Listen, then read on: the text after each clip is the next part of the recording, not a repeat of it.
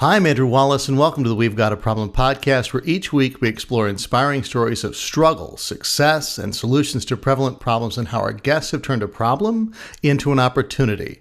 Today, I'm joined by Joseph J. Jordan, entrepreneur turned #1 best-selling author with his series, The British Empire of Magic, and now his latest book, The Climb a Race, Part 1, all achieving chart-topping successes. Joseph, welcome to the show. Thank you for having me on. Absolutely. I'm so excited to get a chance to talk to you. You've had quite a bit of life before you became an author. Give our listeners a little bit of background here. How did you get from where you were to here? Yeah, I suppose I had a bit of a different childhood. I grew up in a pretty cool place called Woody Bay, which sounds ridiculous. And my family are in the music industry. My mom is a singer, one of the most popular in the UK. So pretty much spent my life touring around the world with her. And then I kind of followed in her footsteps a little bit, went into acting and bits and bobs like that. And then I found sport. But then I became interested in starting on my own business, and I did that. I started my first clothing range, and then I sold that on and started a plastic-free company, which I co-founded with a friend of mine, which we're just selling on now. But then, of course, COVID kind of struck and everything changed. I had a whole lot of time on my hands. Didn't we all? Yeah. So I decided to try and give writing a go, because I've been wanting to do it for a very, very long time.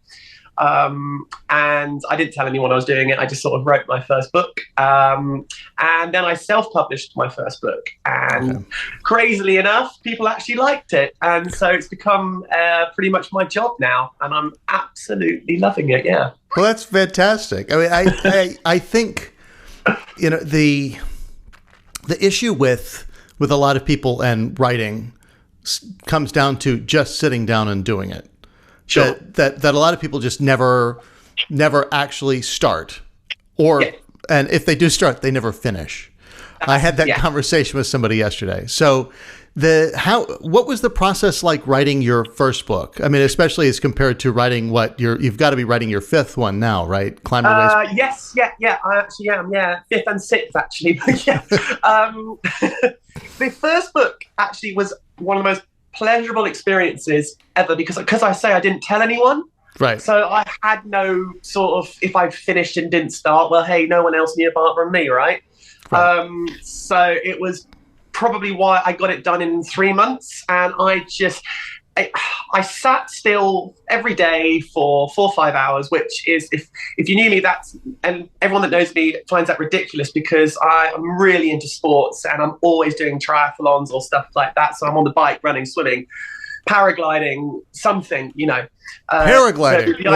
So we'll have to cover paragliding in a little bit. So being sat down typing away is a completely alien concept, but I've always had a really active imagination. It's from being a kid that hasn't changed.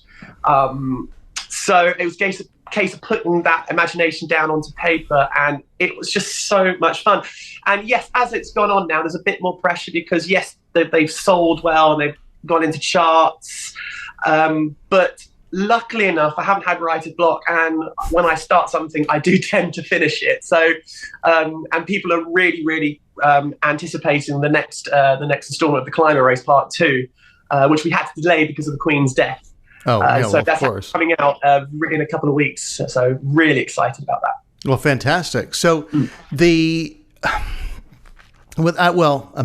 so many things I want to touch on. We're going to have to talk about paragliding. But before we get into that, without giving too much away, give us a taste of the British Empire of Magic. Yeah, so the story sort of starts, chapter 1, without giving too much of the story away, is where the king of the British Empire of Magic is being basically taken off the throne because he's been convicted of murder of a family, basically a mother and father and a child. And then we skip quite far in the future, where his daughter is now queen, and her son, Prince Jacob, who is the protagonist, finds out that the queen's been hiding this particular truth from him. And the young lad that was meant to be killed by the king was one of Jacob's best friends. And then all of a sudden, this best friend emerges, and he has a claim to the throne, and he wants to wage war on not only the British Empire of Magic, but he wants to wage war on the human world as well. And so it goes through this kind of trust-shattering thing that he's having with his mother. He loves his mother, but she's been hiding this from him. And then his new friend that is his old friend comes back and wants him to join, and he's torn between the two. So it's very much a story of loss, love, and deception, and obviously a lot of magic. Well, so the fantasy genre is something that I feel we almost didn't see in the mainstream until Harry Potter and some of those things. Absolutely. With the kind of magic and all of that stuff. And it's one that we all, I think we've proven that it has a lot of broad appeal, especially to younger folks. This is targeted to kind of a young adult space, right? Yeah, I mean, I wrote it originally to market directly at the young adult children market, but what's been very happily happened is it's 50-50 really now. Adults and younger adult children market is pretty much 50-50 because there's a lot of politics in it, so there's a lot for adults to enjoy. And there's also a lot of the magic is obviously the kids love that, and a lot of adults love that because, hey, who doesn't want to have magic in their life? Well, don't we all? Anything to detach us from the reality of the world. Hey? I could really use some magic right now. Yeah, me too. Really could use it. Yeah, couldn't we all? So so you 3 books, the British Empire of Magic, and then now the Climber Race. So talk to me a little bit about the Climber Race as well before we... Yeah, it was a project. It's a labor of love, really, because it's something that I'm quite passionate about. It's climate change. Obviously, it's on the tip of everybody's tongue at the moment. But I wanted to write something a little different because I didn't want that standard sort of post-apocalyptic, the world has been ravaged by climate change and everything's over. So I set it only just a little bit in the future, so 2100. And so it's kind of tangible for us to understand.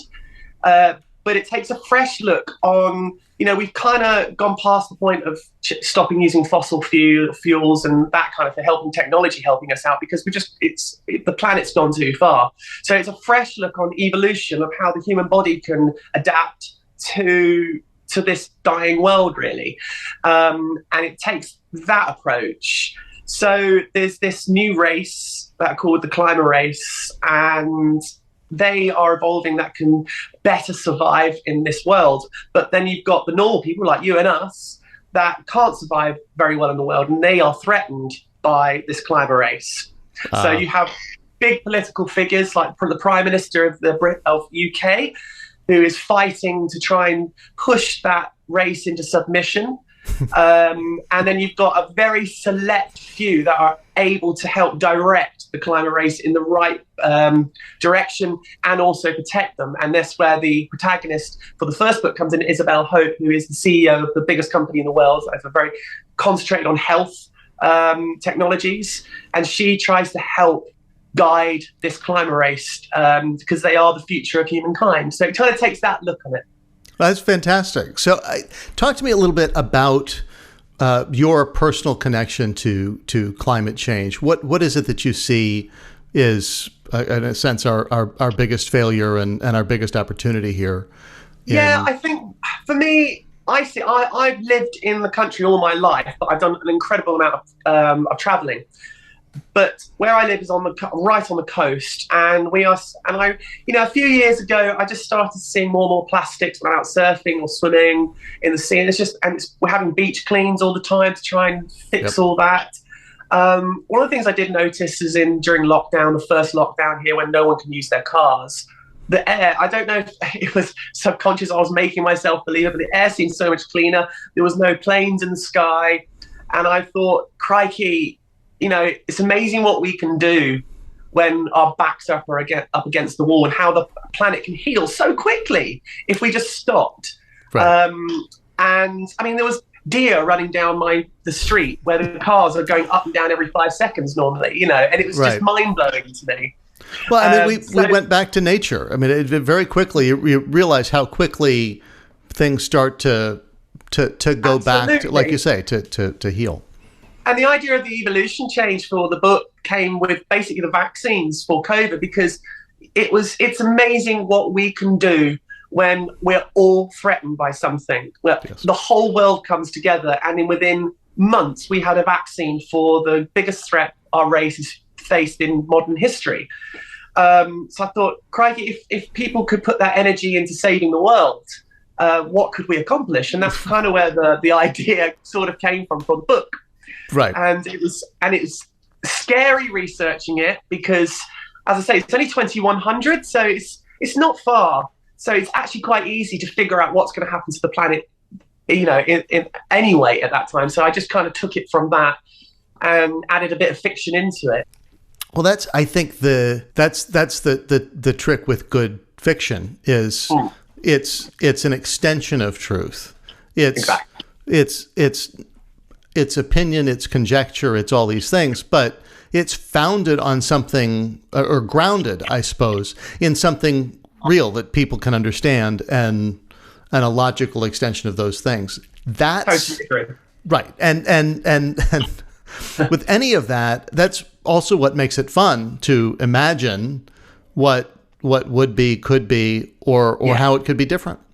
Yeah. So for sure. It's a bit on the nose. The protagonist is called Isabel Hope, but I wanted the message of hope to come through. Yes, it's incredibly scary that this is factually the way the world is going.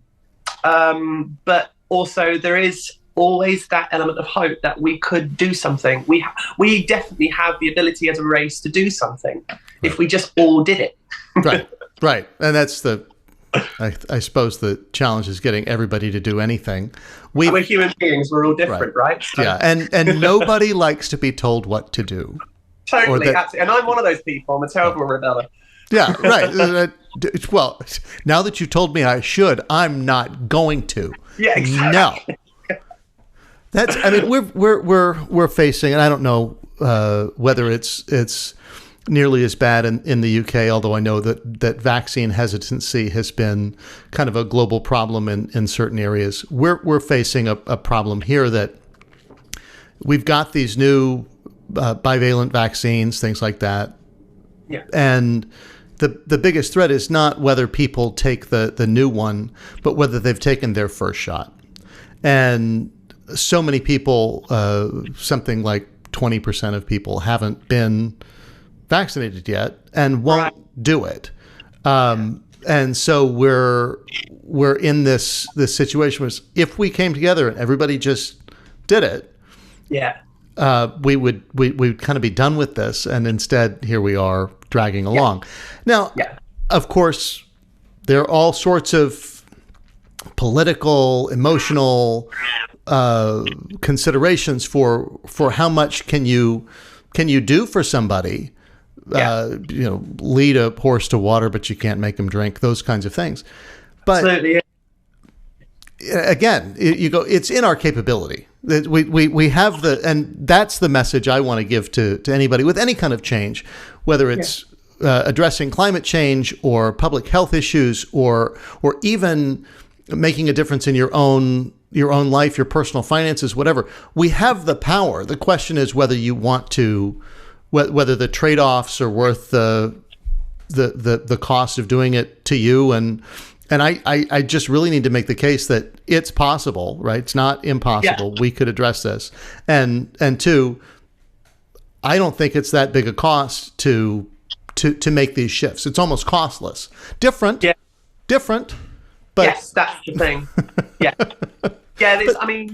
At every point in the human race's history, there's been pivotal movements of change where all of our life has changed, whether it's the industrial age. And so we are capable of change, but usually we're used to a change of an improvement of lifestyle. The problem is with climate change is that we've become so dependent on technology and it basically coddling us. I think any major change, with our cars and how we get around, are just generally, people see it as a negative thing and it's making our lives harder. Right. But we've shown that we don't need to be always together. We're able to, instead of driving into work every single day or flying all over the world, you go, well, actually, Zoom works pretty well for those kinds of things. And there are times... It's proven to work, isn't it? Right. So, yeah. Right. So you go, technology can be the solution to the problem that technology has created, in a sense. Yeah. But it requires a shift. And that's just the mindset change that people struggle with. I think change also is the issue. People don't like the idea that our understanding evolves in, whatever. Whatever it was years ago, all these synthetic fabrics came out. Makes it easier, workout clothes, whatever, your gym shorts, fine. And now we're understanding that actually that's contributing to microplastic pollution that's getting into fish and all those things. So you go, maybe we shouldn't be putting all those things, that those aren't the wave of the future. Well, but you just told me those were better. Well, I think it's also... It's like, as I say, with the COVID vaccine, it's amazing what we do when our backs up against the wall. And at the moment, climate change, people making changes to their life is much more of a moral thing for people to do.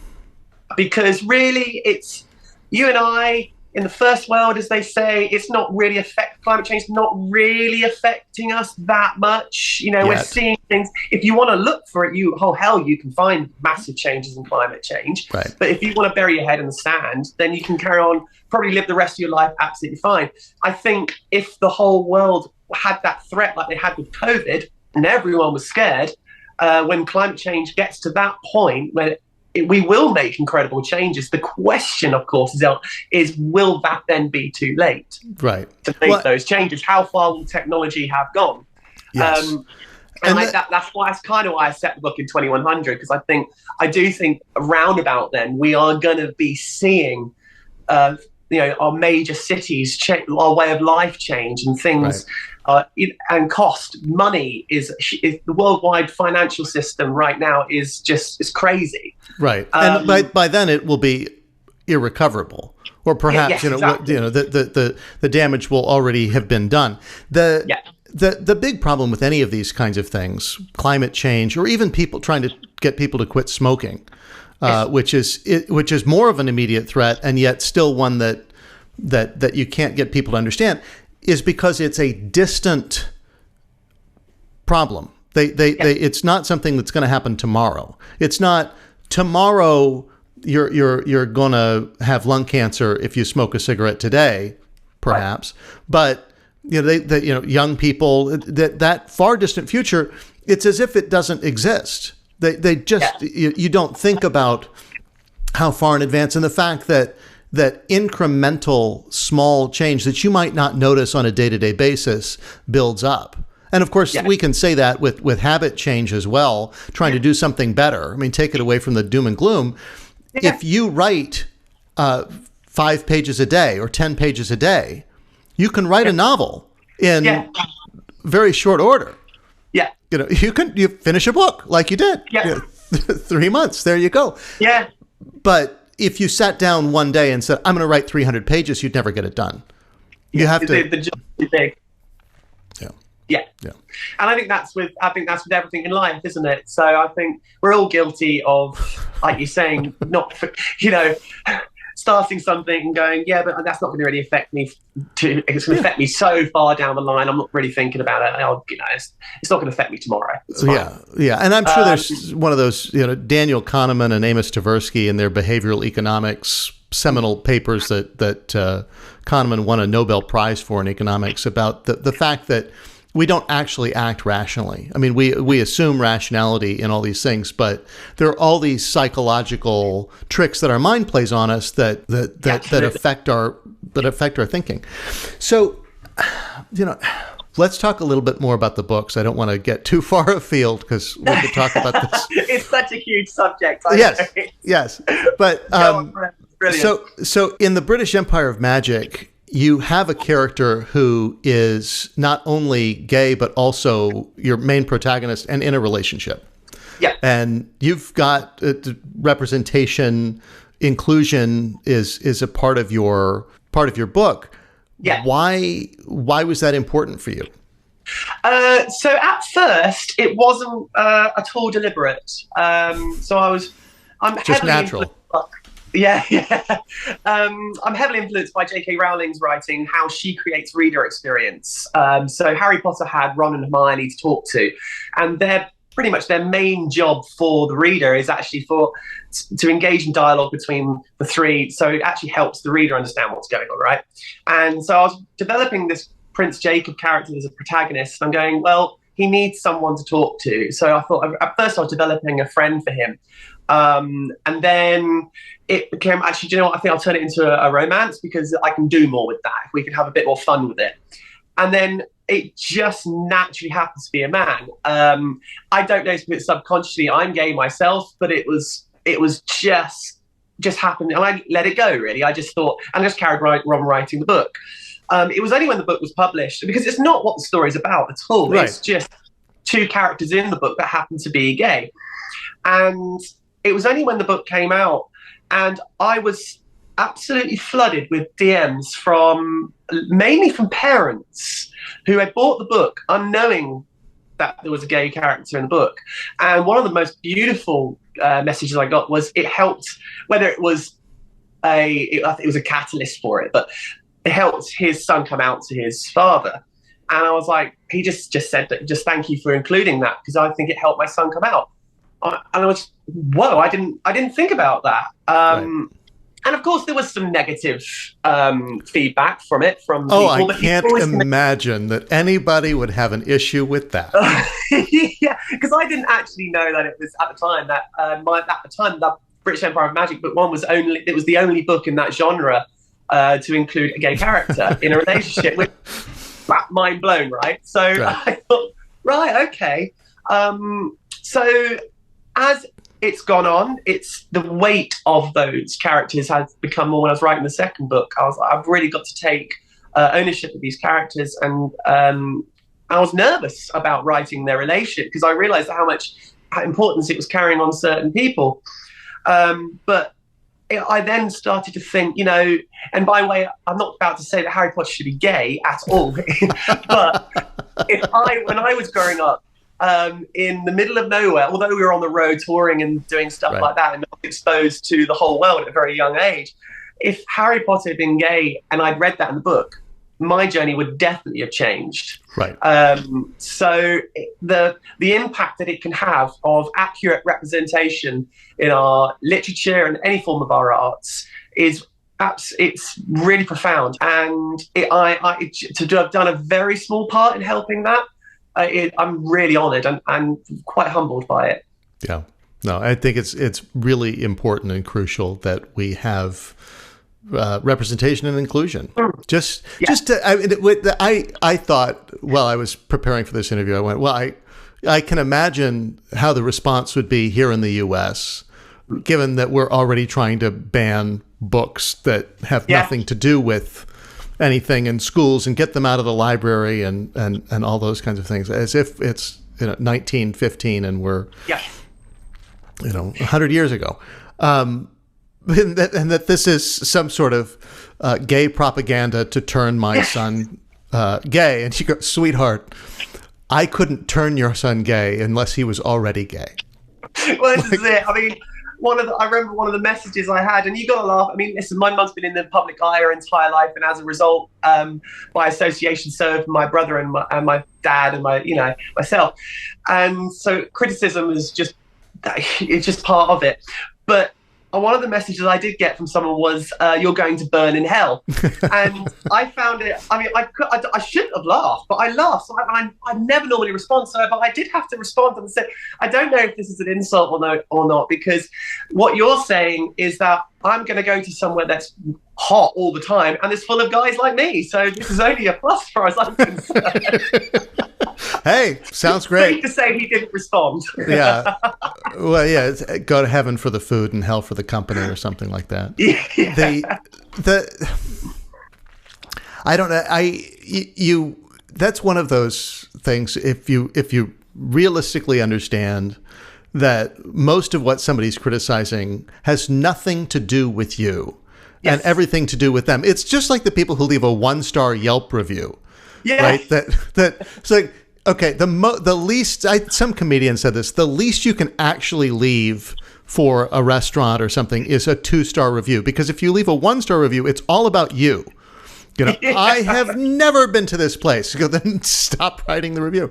Absolutely. But it's, especially in today's internet connected society where we're getting, we have a tendency to get our self-worth from external sources, or at least to try to do so. Instagram and Twitter, and how we look and how many friends we've got and how people perceive us.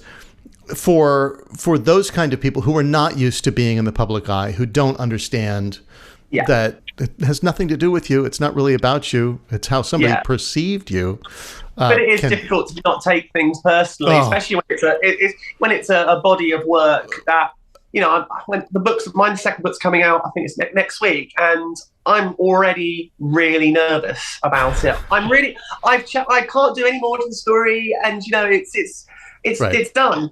But you're constantly scared about, oh God, what they're going to think about that and that and that and that. So that's just human, you know. Yes. I mean, that's, you know. So you just got to go. You know, it's a great saying, "Shiganai ganai." Don't worry about things you have no control over, and it's true. So you know, just let it go. So paragliding. Let's talk about paragliding. Yes. How did you get into paragliding? Why? So my dad started hang gliding back in the 70s. And then obviously he met Mom, and he's so passionate about it. And then he got his brother into it, my uncle, and then they taught my brother to paraglide and hang glide. And then my brother taught me to paraglide and hang glide. You didn't even have a choice. You had to do it. No, not really. I think I was flying at the age of 14, I think. And then I went on to compete at quite a high level, and gave my father I think I aged him quite terribly. My mum was always like, it's a calculated risk. Don't worry. He's flying over Mont Blanc. He's absolutely fine. Don't worry about it. And my dad tearing his hair out, you know. So it is an outstanding sport and great fun, and then also a really good way to travel the world and see the world. So how do you think we could all benefit from doing something like a calculated risk, like paragliding? How can we all do a little bit better? Yeah, I think it's about I think we as human beings are just scared. A lot of us are scared to fail, and that's in everything we do, right? And that means taking ourselves outside our comfort zones, and sometimes it's really horrible. And I've done it a lot because I grew up, although I spent a lot of time experiencing things with my family and traveling a loads, I was always in a protected circle and a bubble. And when I got a bit older, doing my first ski season and things like that, and instructing skiing and then later instructing paragliding was a huge thing for me, because it gave me a sense of independence and also not disconnecting from the family a little bit, and not having that anchor. Mm-hmm. And that allowed me to really develop myself. And so I think taking yourself out of your comfort zone and taking those calculated risks, the adrenaline rush is fantastic. You know, life's about experiencing things. And everyone's level of experiencing things and how much risk they want to take is completely different, and that's a completely personal choice. Yeah. Paragliding is is an extreme way of getting that adrenaline rush. I grant you, it's not the same as, you know, maybe, I don't know, jumping on a jet ski or something. But, you are suspended in the air under fabric, and it's kind of scary at times. I talked to a guest who was a skydiver. Mm-hmm. And became a skydiving instructor, and did some really cool stuff. You folks can go back and listen to that episode. Yeah. But he said actually the risk in skydiving is relatively small. You're much more likely to be injured driving on your way to get to the plane than you are jumping out of the plane. Sure. Yeah. And the fact is that it teaches you a lot of things that would actually be helpful in life, like focus and absolutely. and all those things, because you can't be thinking about your relationship while you're whatever, jumping out of a plane or I assume paragliding. Absolutely. I was paragliding before I was driving. Right. And it definitely, you got that self-responsibility that once you're up there, no one's coming to save you. It's about your decisions you're going to make. It's up to you to look at the weather and see what's going on. And if you choose the wrong conditions, you could really hurt yourself. Yeah, and there's one way, down. Yeah, but it's only the ground that hurts. It's only the ground that hurts. So we're getting kind of to the end. There's a couple of questions I like to ask everybody if I can. And the first of which is, what do you think is the kind of the biggest fallacy? And this can be broad or related to your industry or anything that you just see as an injustice in the world. What do you think is the biggest fallacy that people buy into, but it's actually a load of crap? I don't know. I think we see certainly in the entertainment industry, we see a lot of reality TV, and I really, really, really hate it. Well, tell me how you really feel. My words, I've never ever liked it, and I think it's certain things that dress themselves up to be. Try and relate to me, to the person on the screen, and they try and make you feel like you're one of them, and it's complete rubbish. Right. And I think it can be quite damaging to people that are slightly vulnerable that are watching these sort of programs. And by the way, I understand that people love reality TV, and I am in a minority. So that's absolutely fine. Well, I think there's also the fact that people don't understand that reality TV is still TV. It's still constructed for entertainment value. And nothing that plays out on those shows is playing out for you for the first time. Right. Pretty much. They shoot their coverage this way, and then they have to reenact the entire scene, filming the other way because they didn't get the angle. So it's like, okay, have that argument again, play it up for the thing. And they know they're being filmed. So of course they're going to ham it up and all those kinds of things. Okay. So conversely, what do you think the most underrated concept is that everybody kind of overlooks? What are people missing? I think the only thing I can kind of relate to that is someone said to me recently, they were watching a Netflix program, and they were saying, God, it's become so normal now to add the token gay person to a TV series, and equally racially speaking as well. And I think what's lost on a lot of people is it's not token. It's never token, because if someone's walking down the street in a Netflix series and there's 300 people on the street, law of averages, there's going to be quite a few gay people on that street. There's also going to be quite a few black people. If it's London, right. Having that accurate representation is just, even if they say, but it's a fictional series. Well, of course it's fictional, but like we were saying earlier, it's rooted in reality. Right. And I think it's so important to have that. And I think it's overlooked quite a lot, because I think people are starting to go, oh God, another one. It's so fake. Well, it's not fake. It's actually quite normal. Right. Well, and I think that's getting back to representation in literature or any other thing. The horrible thing that we've done is, in a sense, by not having that in the past. Like you say, if Harry Potter had been gay, and you're not saying he should have been, but if he had been, it would have changed your own personal journey. It would have made you feel less alone, less separated, less different. That somebody else is that way, especially when you're young and you don't know anybody who's possibly going through the same thing, and then you realize it is normal. Yeah. And it's natural, and there are plenty of people who are, and you just haven't had that exposure. So getting that earlier and not having those feelings of total difference, of aloneness. is huge. Joseph, thank you so much for joining me. If you guys want to stay in touch with Joseph, you can follow him on Instagram and Twitter. His books are available on Amazon. All of those links are in the show notes as always. And until next time, I'm Andrew Wallace, and we don't have a problem. We've got an opportunity.